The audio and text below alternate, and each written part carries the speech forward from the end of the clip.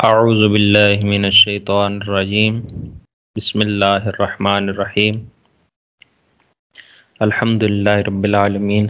آج ہم قرآن پاک سیکھنے کی نیت سے اس گروپ میں تمام احباب ایڈ ہیں اور قرآن پاک کو جو اس کا حق ہے اس طرح پڑھنے کی نیت سے، تو سب سے پہلے یہ یاد رکھیں کہ تجوید کے ساتھ قرآن پاک پڑھنا ضروری ہے، کیونکہ قرآن پاک کی ایک صورت قل هو اللہ احد، کہہ دیجئے کہ اللہ ایک ہے، اگر اس کو ہی پڑھا جائے قل هو اللہ احد باریک کاف کے ساتھ تو اس کا مطلب بنے گا کھاؤ کہ اللہ ایک ہے، نعوذ باللہ۔ اور اسی طرح سورۃ فاتحہ ہم ہر نماز میں پڑھتے ہیں الحمدللہ رب العالمین، الحمد تمام تعریفیں اللہ تعالیٰ کے لیے ہیں، تو اگر اسی کو الحمد پڑھا جائے دو آنکھوں والی ہا کے ساتھ پڑھا جائے تو اس کا مطلب بنے گا آگ، گلی سڑی چیزیں، تو نعوذ باللہ اس کا ترجمہ پھر کیا بن جائے گا۔ تو اس لیے قرآن پاک کو تجوید کے ساتھ پڑھنا نہایت ہی ضروری ہے۔ تو اس میں ہم شروع کرتے ہیں قاعدے سے۔ بہت سی چیزیں ایسی ہیں جو کہ کچھ دوستوں نے کہا اور جب میں نے انہیں بتایا تو انہوں نے کہا جی یہ تو ہمیں پتہ ہی نہیں ہے، تو وہ چیزیں سیکھنا ضروری ہیں۔ اور یہ بھی یاد رکھیں کہ جب ایک بندے نے پڑھ لیا، کسی نے اس کو یہ چیزیں نہیں بتائی تو اس نے پڑھ لیا، اب اگر وہ غلط پڑھ رہا ہے تو اس میں وہ گناہ گار ہے، اس وقت تک گناہ گار ہے جب تک وہ اس کو درست نہیں کرتا اور سیکھتا نہیں ہے۔ اگر وہ سیکھے پھر بھی درست نہ پڑھ سکے تو وہ غلطی کا ازالہ ہے، وہ گناہ پہ ڈٹ نہیں گیا۔ اب غلطی کر کے اس پہ ڈٹ جانا یہ ایک الگ بات ہے، وہ گناہ گار ہے۔ غلطی کر کے اس کو درست کرنے کی کوشش کرنا تو اس کے لیے چھوٹ ہے، وہ اگر پھر بھی غلط پڑتا ہے یا اس سے وہ ادائیگی ٹھیک نہیں ہے تو اس کے لیے پھر انشاءاللہ اللہ کے فضل سے چھوٹ ہے۔ شروع کرتے ہیں تختی نمبر 1، سبق نمبر 1، قاعدے کا سب سے پہلا سبق، اور یہی وہ تمام حروف ہیں جن کی وجہ سے ہم قرآن پاک درست پڑھ سکتے ہیں۔ اگر ان کی ادائیگی درست ہے تو قرآن پاک پڑھنا انشاءاللہ آسان ہو جائے گا۔ سبق نمبر 1، حروف مفردات۔ یہ اس کے نیچے زیر دی ہوئی ہے لیکن اس کے اوپر زبر ہے، جو ہم نے پڑھا ہے وہ زبر سے پڑھا ہے، حروف مفردات، انہیں حروف تہجی بھی کہتے ہیں۔ تو یہ 29 ہیں۔ یہ جو باتیں میں آپ کو بتا رہا ہوں یہ آپ نے یاد رکھنی ہے اور کوشش کرنی ہے کہ ان کو زبانی یاد کریں، اور پھر مجھے آپ گروپ میں نے وہ اجازت نہیں دی تو پرسنل میں آپ مجھ سے سوال بھی کر سکتے ہیں اور سبق بھی سنا سکتے ہیں۔ جو یہ شوق رکھتے ہیں، ذوق رکھتے ہیں، تو انشاءاللہ میں مکمل ان کی ہیلپ کرنے کی کوشش کروں گا، اور یہ انشاءاللہ فی سبیل اللہ کام ہے، صرف اس نیت کے ساتھ کہ کوئی بندہ قرآن پاک سیکھنا شروع ہو جائے، پڑھنا شروع ہو جائے، اس کی ادائیگی درست ہو جائے تو ہماری دنیا بھی بہتر ہو جائے گی اور آخرت بھی بہتر ہو جائے گی۔ اور ہر ایک بندہ اس نیت کے ساتھ دوسروں کو اس میں لائے، قریب کرے، قرآن پاک سیکھنے کی دعوت دے کہ وہ پڑھے گا اور ہماری قبر بہتر ہو جائے گی۔ جب تک وہ پڑھتا رہے گا ہمیں ثواب ملتا رہے گا۔ حروف مفردات 29 ہیں، اور حروف مفردات کو تجوید و قرات کے مطابق عربی لہجے میں ادا کریں۔ اس میں بے تے سے نہیں پڑھنا۔ عربی لہجہ کیا ہے؟ با تا سا۔ ان 29 حروف میں 7 حروف ایسے ہیں جو ہر حالت میں پر پڑھے جاتے ہیں، یعنی کہ موٹے پڑھے جاتے ہیں، اور یہ 7 حروف بھی ان کی ادائیگی اور ان کو زبانی یاد رکھنا، یہ تمام احباب اس میں کوشش کریں گے کہ ان حروف کی ادائیگی بھی درست کریں گے۔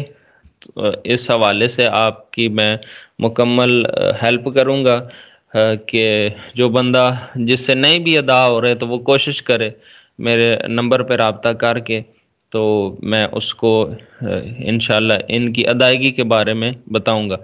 تو یہ 7 حروف ہیں، یہ ہمیشہ پر پڑے جاتے ہیں۔ ہمیشہ سے مراد یہ ہے کہ ان کے اوپر زبر ہو، زیر ہو، پیش ہو، شد ہو، مد ہو، کچھ بھی ہو، تو یہ ہر حالت میں پر پڑے جائیں گے۔ انہیں حروف مستعلیہ کہتے ہیں، یعنی یہ موٹے حروف ہیں۔ خو، خو، یہ حلق کے اوپر والے حصے سے ادا ہوتا ہے، جو ہمارا گلا ہے اس کا جو سب سے اوپر والا حصہ ہے اس سے یہ ادا ہوتا ہے۔ آگے ہے صاد۔ صاد کا مخرج یہ ہے کہ آپ کے دونوں دانت جب جڑ جائیں گے، زا، سین، صاد، پیچھے سے زبان لگے گی، صاد ادا ہوگا۔ آگے ہے ضاد۔ اس میں بہت زیادہ اختلاف ہے، اور وہ یہ ہے کہ کچھ ضاد پڑھتے ہیں، کچھ دواد پڑھتے ہیں، جبکہ اس کا مخرج ہے زبان کے دونوں سائڈ والے کنارے اور اوپر کی داڑھوں کی جڑ سے۔ تو جو بندہ یہ مخرج ادا کر لے گا، سمجھیں کہ اس کا یہ حرف درست ہے۔ تو اس میں نہ زواد بنے گا اور نہ دواد بنے گا، واو کی تو آواز اس میں آئی نہیں۔ تو اس پہ بہت زیادہ فوکس کرنا ہے اور اس کو سیکھنے کی کوشش کرنی ہے۔ یہ حرف ہے ضاد، اس کی پریکٹس کرنی ہے آپ نے۔ آگے ہے تو۔ تو، تو کا مخرج ہے زبان کی نوک اوپر کے دانتوں کی جڑ سے۔ آگے ہے ضو۔ ضو کا مخرج ہے زبان کا سرا اوپر کے دانتوں کے اندرونی کنارے سے۔